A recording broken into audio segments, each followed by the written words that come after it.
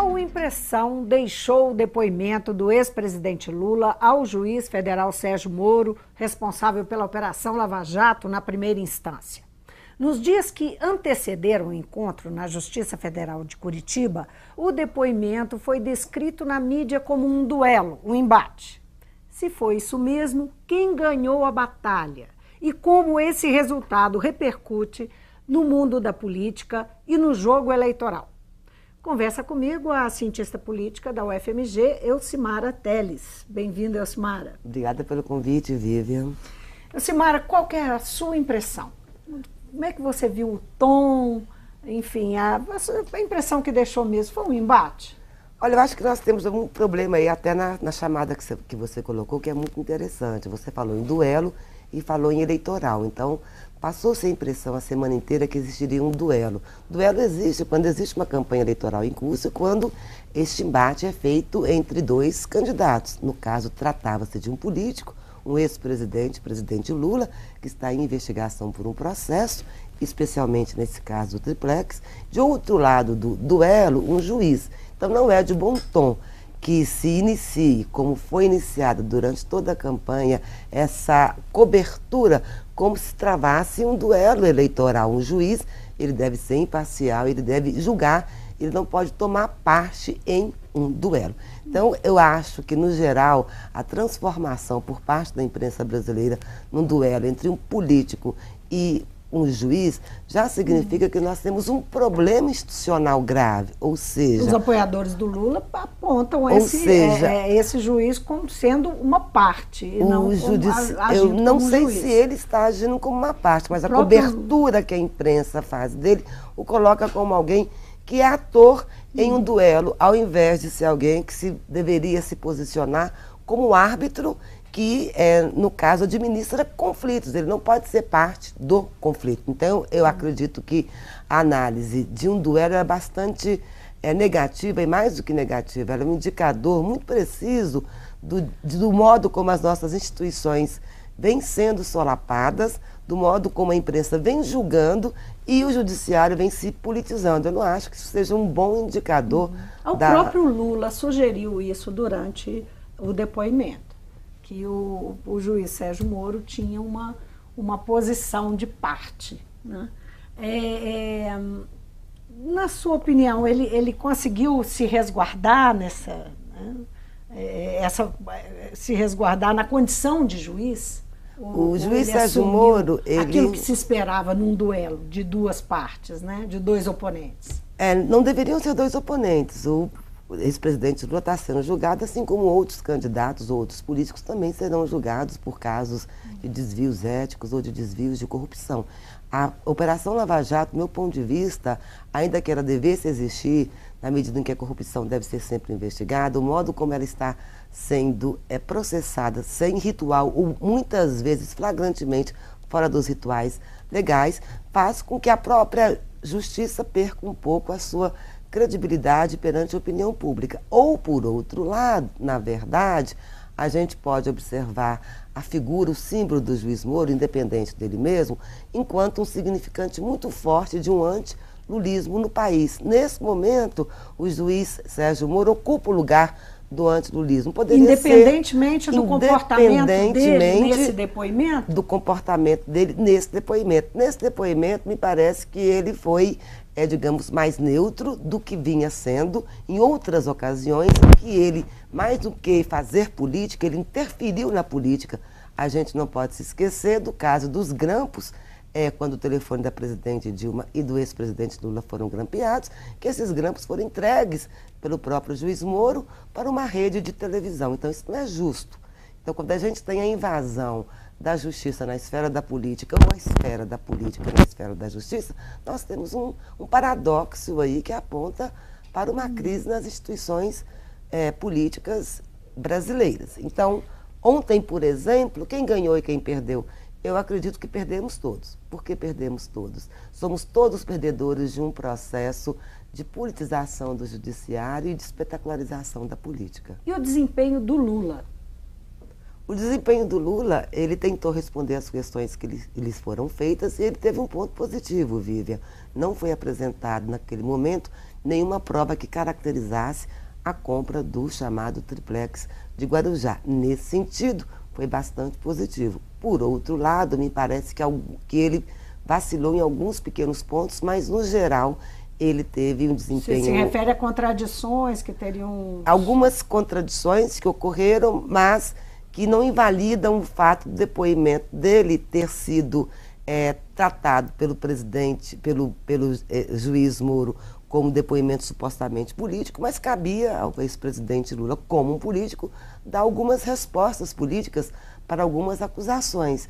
Eu tive a oportunidade de ver algumas falas e questionava-se, inclusive, o modo de se governar o Brasil, criticando o fato de no Brasil, nós termos um governo de coalizão. Eu também faço críticas e os analistas fazem críticas aos governos de coalizão, ao presidencialismo de coalizão, só que não cabe a um juiz, no caso, em uma coleta de depoimentos, colocar a sua opinião sobre o modo como se governa o Brasil. Pois é, há uma leitura sobre o Moro de que embutido naquela postura de juiz, né, que parece que passa a neutralidade, ele, no discurso dele, no conteúdo do discurso, ele deixa escapar que ele já julgou o Lula, já julgou por fazer esse tipo de crítica na construção da fala dele.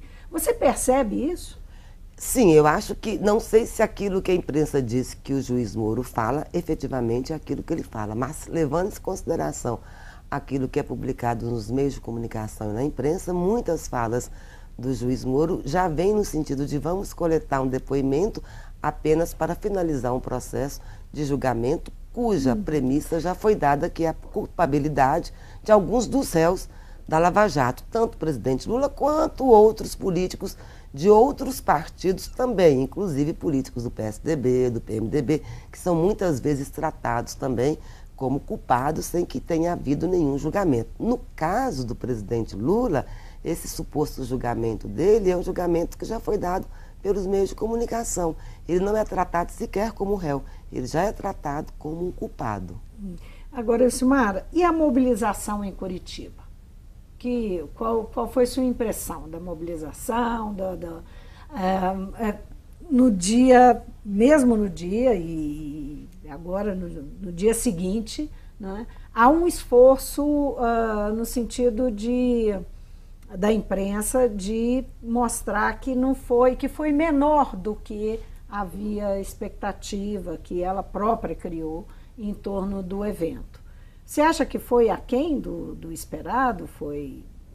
Olha, eu acho que esse julgamento ontem, do meu ponto de vista, ainda é muito cedo para a gente fazer análises mais profundas, ela demonstra claramente uma variável segundo a qual o lulismo teria crescido ou renascido no país. As pesquisas de opinião já demonstravam um crescimento gradual e constante das intenções de voto no presidente Lula. O juiz Moro acabou dando um tiro no pé. Ele tentou, digamos, acurralar o presidente Lula naquilo que ele sabe fazer melhor, que é a política. Assim que o presidente Lula foi convocado para dar esse depoimento, primeiramente no dia 3 de maio, forças que são apoiadoras do presidente Lula começaram a se organizar aí, a se mobilizar para acompanhar o presidente. Então, eu acredito que essa mobilização, ela funcionou, irá funcionar, independente da avaliação que nós temos do ex-presidente Lula, na medida em que ele, ao longo da sua história, conseguiu aí, cada vez mais, aumentar o número de apoiadores, inclusive em momentos de crise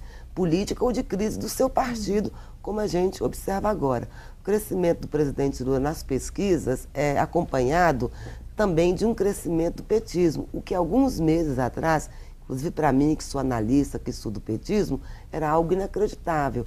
Nas últimas pesquisas, já se nota que o petismo cresceu 6 pontos percentuais em todo o Brasil e na região Nordeste ele alcançou 22 pontos percentuais. Como é que você explica isso? Pode ser explicado por, até o momento, duas variáveis, digamos assim. A primeira é que quanto mais Temer perde popularidade, quanto mais Temer mexe nos direitos trabalhistas e na reforma da Previdência, mais aumenta a impopularidade do presidente, inclusive entre aqueles setores que apoiaram o impeachment. O PSDB fez uma pesquisa e nessa pesquisa interna demonstrou que mesmo entre as fileiras de simpatizantes do PSDB, a popularidade do presidente Temer caiu muito e cai em função das reformas trabalhistas e previdenciárias. O brasileiro pode ser um empreendedor, etc., mas ele, sobretudo, tem uma percepção estatista, ou seja, de que o Estado deve prover algumas das políticas públicas. Quando o presidente Temer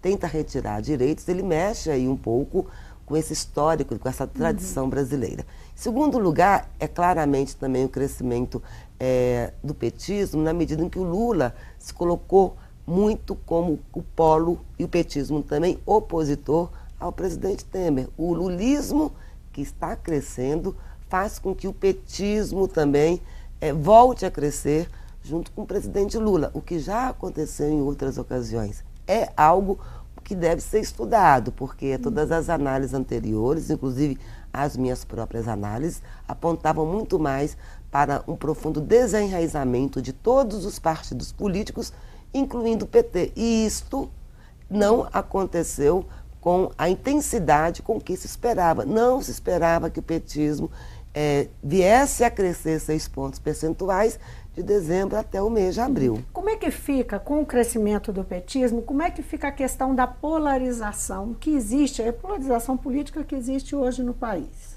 É interessante notar que o petismo ele tem uma carga forte em algumas regiões, só que essa intensidade da rejeição ao PT não é igual em todas as unidades da federação. Ela é muito mais intensa, por exemplo, em São Paulo, do que no Nordeste, do que em Minas Gerais e mesmo do que no Rio de Janeiro, o antipetismo. Então, isso pode nos indicar, do meu ponto de vista, para uma polarização muito mais entre São Paulo e seus estados satélites, como Santa Catarina e Paraná, com o resto do Brasil. Não acho que esse... Então é repetir o de sempre.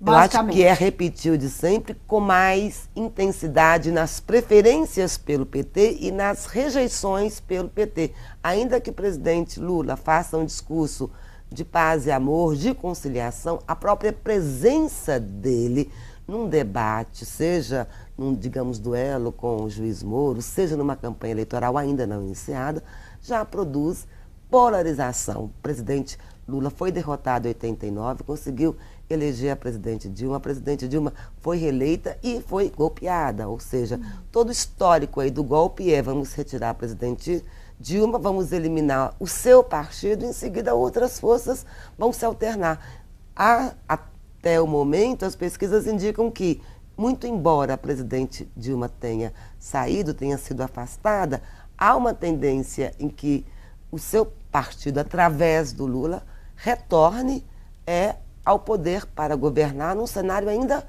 de maior polarização do que anteriormente. Mas você consegue enxergar, porque nós estamos falando de 2018. 2018 é ano que vem. Nós já estamos em maio, não é? Todas as estratégias políticas internas dos partidos já estão em curso. Começa a se trabalhar, supostamente, né? Isso é o normal, que a essa altura do campeonato, um ano antes do início do processo eleitoral de fato, os partidos já estão trabalhando como é que vão se organizar, onde que vão trabalhar, onde que vão investir mais e tal. Então, pensando nisso, como é que o PT, que ainda não sabe nem se o Lula vai escapar da justiça, passar incólume, pelo menos pela segunda instância, porque há um temor de que ele já esteja condenado pelo juiz Sérgio Moro, como é que o PT pode se organizar e pensar em ganhar a eleição, mesmo crescendo junto ao eleitoral? Eu acho que o lulismo ele é maior do que o petismo e ele engole o petismo. Uma das explicações que a gente estava colocando agora para o crescimento do PT tem a ver com o cenário de crise econômica, que sempre vai beneficiar os partidos de oposição, mas, por outro lado, tem muito a ver também com o crescimento do ex-presidente Lula nas intenções de voto e no próprio reizamento do lulismo entre a população mais pobre do país. Então, independente do ex-presidente Lula estar preso, dele ser condenado ou não, pelo contrário, existe uma hipótese de um importante pesquisador da comunicação que o lulismo só não é mais forte porque o Lula ainda está vivo. Ele está começando a comparar o lulismo, não sei se é um exagero, ao peronismo. O lulismo pode independer da própria presença do ex-presidente Lula numa campanha eleitoral. Não sei se essa análise é mais correta, mas alguma coisa ela pode conter de verdadeira, tendo em vista o enorme crescimento do presidente Lula nas pesquisas. O segundo colocado aí, até o momento, não é um candidato do PSDB. Quando eu penso numa polarização, eu não penso numa polarização lulismo versus PSDB.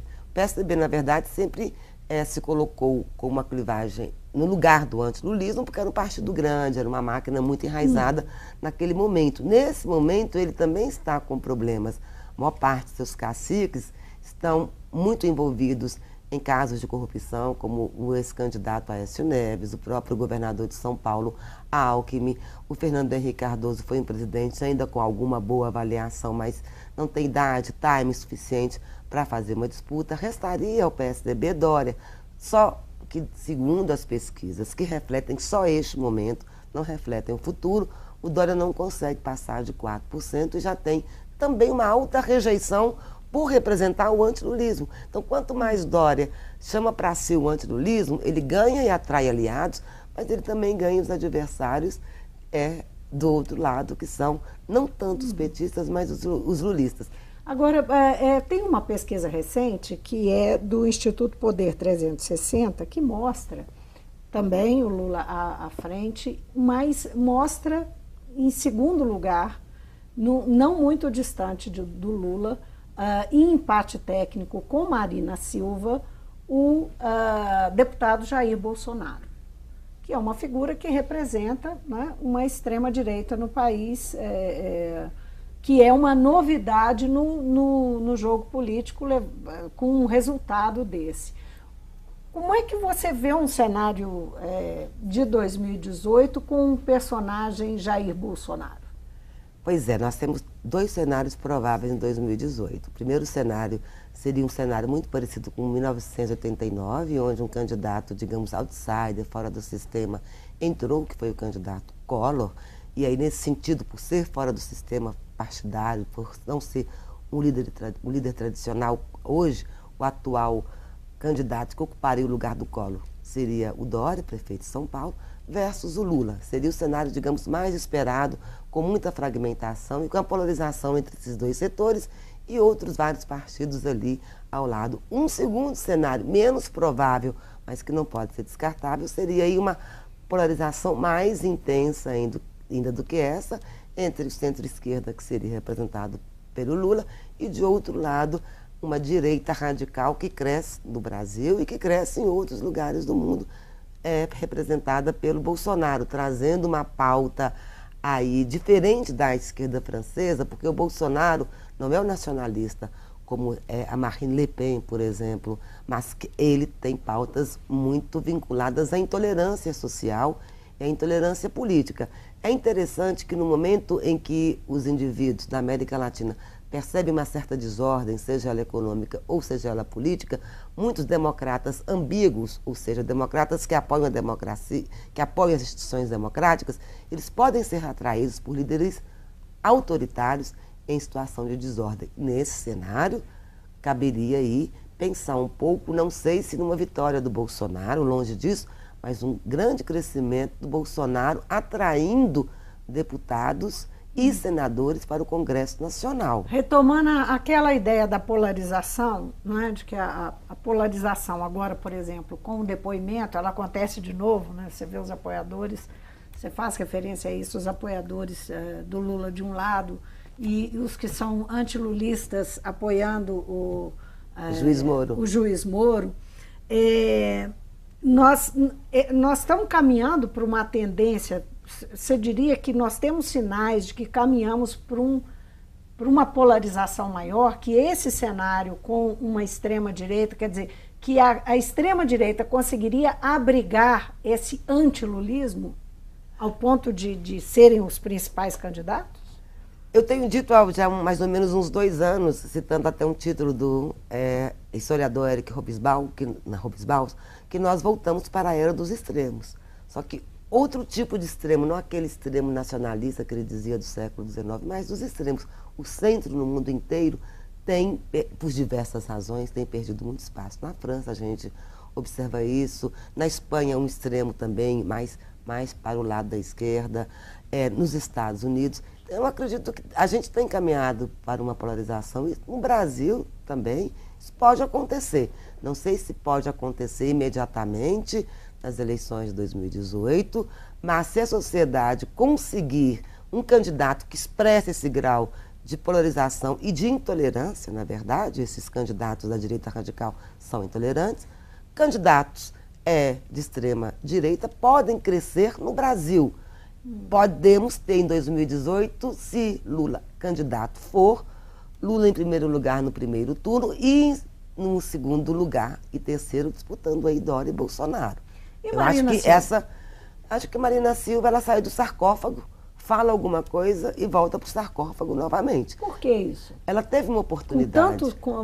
Ela chegou a ter 22 milhões de votos. Ela chegou a ter 22 milhões de votos. Eu publiquei em 2015 um paper de um trabalho que eu fiz justamente sobre os eleitores da Marina Silva, e nós observamos que ela atuava em dois polos. Ela atuava tanto entre os jovens, portanto, o eleitorado mais moderno, que gostaria de ter mais participação com uma pauta mais ética, e outra parte significativa do eleitorado dela era o eleitor pentecostal, mais religioso, mais conservador. A Marina tinha um difícil equilíbrio entre essas duas partes. Que soava como contradição. Uma contradição, ou bem ela contemplava as demandas dos mais jovens, ou bem ela contemplava a demanda de um eleitorado mais religioso e mais conservador. No momento de polarização, como você une dois eleitorados tão polarizados? Na hipótese que eu estou colocando, é muito difícil um lugar no centro hoje do Brasil. Aliás, Lula é um candidato de centro, é verdade?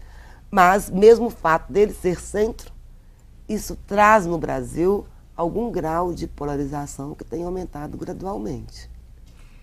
O que você acha que prevalece desse episódio, só para a gente concluir, desse episódio, desse depoimento que foi tão incensado, tão valorizado pela mídia, criou-se tanta expectativa, falou-se, como eu disse no início, em duelo, em embate e tal. O que fica desse duelo? Por que a mídia está tão preocupada com esses dois personagens? Eu acho que a mídia está duelando, no caso aí, para poder fazer renascer um outro personagem que se coloque aí no lugar do antilulismo ou do antipetismo. No caso Sérgio Moro, no caso o outro. A mídia já percebeu que a velha clivagem no Brasil continua sendo ainda os lulistas versus os antilulistas. Quem que é a maior oposição a Lula? É a mídia? É o hoje, o empresariado? É o mercado financeiro? Quem é o maior opositor? Eu acredito, não sei por quais razões, que o maior opositor hoje ao Lula é o Judiciário. O Judiciário? O Judiciário e a cobertura que a própria mídia faz em relação aos depoimentos e à Lava Jato. Veja bem, a Lava Jato em si não é uma operação ruim. O problema é o modo como a mídia trata e enquadra a Lava Jato de um lado o bem contra o mal. Esse discurso é um discurso muito esvaziado. As coisas não são assim. Nem o Judiciário deveria ser tratado como bem, nem o lulismo e os partidos deveriam ser tratados como entidades negativas, tá certo? Então, acho que a mídia no Brasil, ela tem criminalizado a política. E aí, não só o PT também não é só vítima. O PT, o PSDB, o PMDB, todos os agentes e atores políticos têm sido criminalizados, e eu acho que a mídia deveria repensar esse papel, porque ela está se colocando no papel de julgadora, portanto, no lugar do judiciário, no lugar da política, no lugar do executivo. Mas isso vem acontecendo há muito tempo. Até quando isso, sabe assim, há espaço, não é? Nessa sociedade que nós temos hoje, no Brasil de hoje, com os estatutos democráticos que nós temos hoje, que espaço que há para que essa corda continue sendo esticada?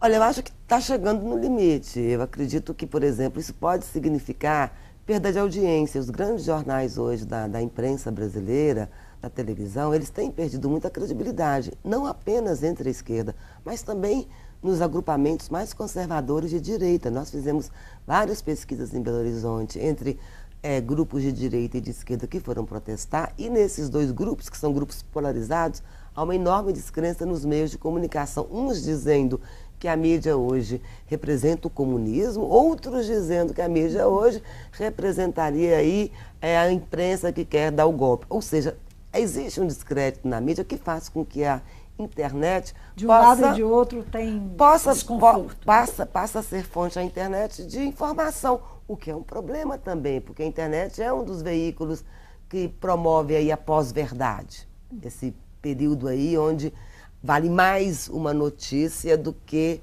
a veracidade daquela notícia. Então, acho que nós temos um imbróglio nas democracias no geral, Vivian. Elcimara, muito obrigada por vir ao Mundo Político. Acabou? Acabou. Acabou, Jéssica? Dessa vez acabou, muito obrigada. Obrigada. Espero que você volte outras vezes.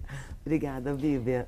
Eu conversei com a cientista política Elcimara Teles, do DCP da UFMG, que está sempre aqui com a gente, é por isso que a gente tem essa liberdade de brincar. Pois é, desculpa. Um prazer ter você aqui mais uma vez. Ela falou sobre o depoimento do Lula, do ex-presidente Lula, ao juiz Sérgio Moro, que foi na quarta-feira, hoje é quinta-feira, e que consequências tem isso para a política, como que ela viu esse depoimento e como é que isso vai repercutir, inclusive, no jogo eleitoral. O Mundo Político fica por aqui. Obrigada por nos acompanhar e até o próximo programa.